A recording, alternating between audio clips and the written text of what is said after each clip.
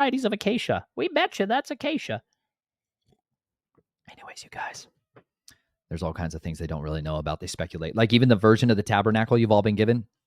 Come on, I got a book here. I'm going to blow your mind for a second.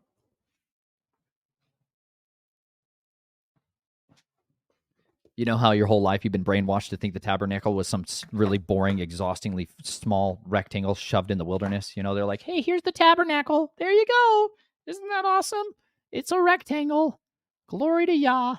No, it's not. You know what? Every single version of it that you've ever seen, this is the stuff that just blows your mind. You realize that you're like, everybody's lying.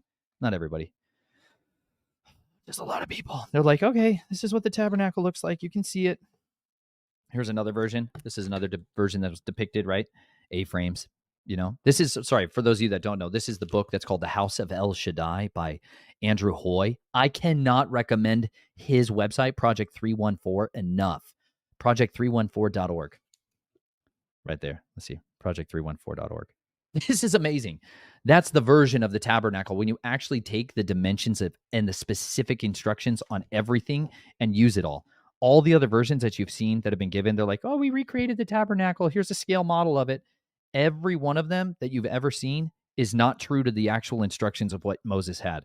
Every single one of them does not use every single part and every single piece to the dimensions that they were given. Not one of them. Every one of them has to change things and modify it because it's not structurally sound and it doesn't work. And so they're like, well, we'll just make a few tweaks. But Moses was told, hey, you build this thing exactly the way I tell you. Don't deviate from it. It says he saw in the heavenlies and he came down with an exact blueprint and told to build it. And then that's what he did. He set it up according to those plans. I'm trying to find, there's a recreation version of this you can see over in Israel. The people have, there it is. This is one that people have set up. You know what's going to happen if you go ahead and have fire and incense burning in there day and night? You're going to create mold through all those layers of fabric that they just stacked on top of each other because they're like, well, we don't know what to do with all this extra fabric. You could pitch a tent, pitch a tent. That's what it was made to do. 6 stories tall. It's beautiful.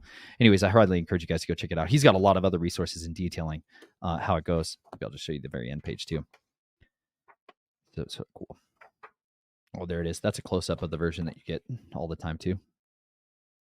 You're like, yeah, you're going to have major problems trying to have a fire in there all the time. Smoke can't do that. Versus this. Boom. Glowing like a light bulb. Who can light a lamp and put it under a bowl? Come on. This thing would glow at night for all the nations to see. Fire of Yah coming down. Changes your perspective on the story, doesn't it? Anyways, I don't even remember why I got on there. But tabernacle story. Absolutely phenomenal.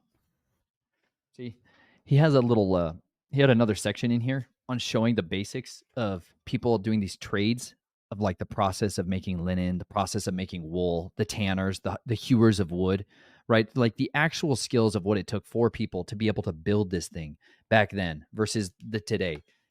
This book is absolutely awesome. And those of you that are doing homeschooling, those of you that are doing lessons, like there is so much that you can teach your children. We're going to try to start doing like a homeschool series as well, because we realize how valuable it'd be to have more material. Like we're going to just focus in on a specific topic or a specific plant or specific way of growing and food and all this stuff.